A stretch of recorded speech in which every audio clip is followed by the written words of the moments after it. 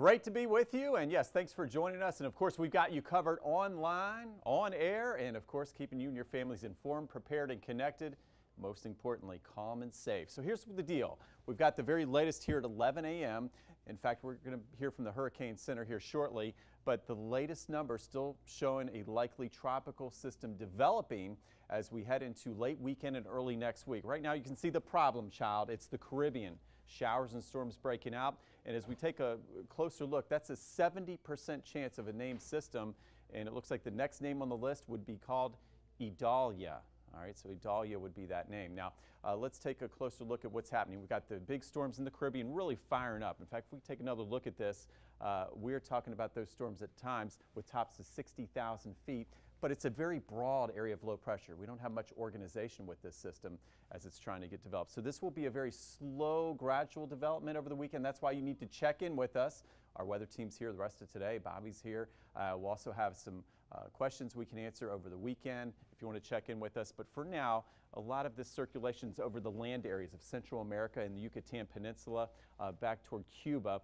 But this is the problem. Once this low pressure organizes more and gets over the warm Gulf waters away from land, it's likely to ramp up, and it could do so in a hurry as we head into next week, especially Monday and Tuesday. One of the big reasons, we've been talking about this all summer. It's been a long, hot summer, and that includes our water temperatures well above average. Notice near 90 degrees here in Tampa still. And as we expand the scope, this is like high octane fuel for these systems as they really start to draw in all of that energy toward their center.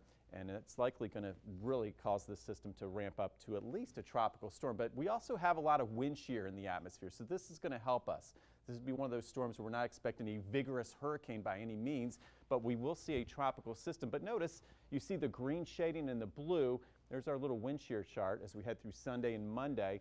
And this, while it should develop, the wind shear in the atmosphere hopefully will keep it from becoming one of those monster storms, and that's not what we're expecting with this. This is going to be more of a rainmaker for us here in Florida, and we'll also have to watch that severe weather risk with those isolated tornadoes. So just keep checking back with us. This is the shear map all the way through Tuesday. The latest Euro model shows why there's concern. Okay, so we talked about that broad low pressure this weekend, kind of disorganized, right? Watch what happens as we head into Sunday, Monday. All right, so you're going to start to see the isobars come together, central low pressure develop with thunderstorms developing and wrapping around its center. So once it gets that circulation, likely we'll start to see a possible named system, tropical depression or a tropical storm, Idalia, as we head into later Monday into Tuesday. And notice with the upper flow, that would bring it right close to Tampa, just to our west as we head into late Tuesday into Wednesday. And again, the big concern for us will be the banding of the very heavy rain, the training of rain. Notice because it's right to our west. So we get some very heavy rain in some areas. Also with those bands, sometimes severe weather and isolated tornadoes. As far as winds and rain, let's take a look. As it scoots toward the Big Bend and scoots across northeast Florida, plenty of rain. I still think mainly a rainmaker for us here in Florida. Look how just chock full of moisture it is, bringing all that tropical moisture from the Caribbean. And where you see the deep reds and oranges, that's where we could see some of those rain amounts easily over 6 inches plus. That does include Hillsborough, Pasco, and Pinellas counties, and then off to the first coast of Florida, and then off the Carolina coast up towards Savannah and areas of Charleston and Myrtle Beach. Wind speeds, pretty interesting. You saw it go by pretty quick there, but as we take a look, we would have a strong southwest wind. And at times, we could see some wind gusts of 40, 50, and in some cases 60 miles per hour. That would be mainly late Tuesday into Wednesday. All right, so what you need to know, my big three, the models are coming together. Looks like, yes, likely a tropical system next week, so we've all got all weekend.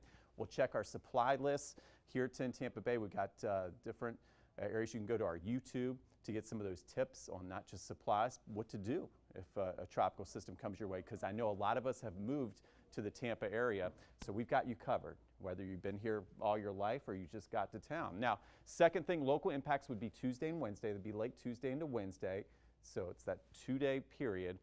And then heavy rain, winds of 40 to 60 like we discussed, and maybe some isolated tornadoes. And again, this could change. All right, if it stays over land areas or the Yucatan a little longer, it would tear the system apart, and maybe we'll just get the needed rain. But for now, we're going to keep all the weather threats up here on the board. Looks like a strong tropical storm affecting us as we head into the middle of next week. And of course, we'll keep you updated here at 10 Tampa Bay, keeping you informed, prepared, and connected.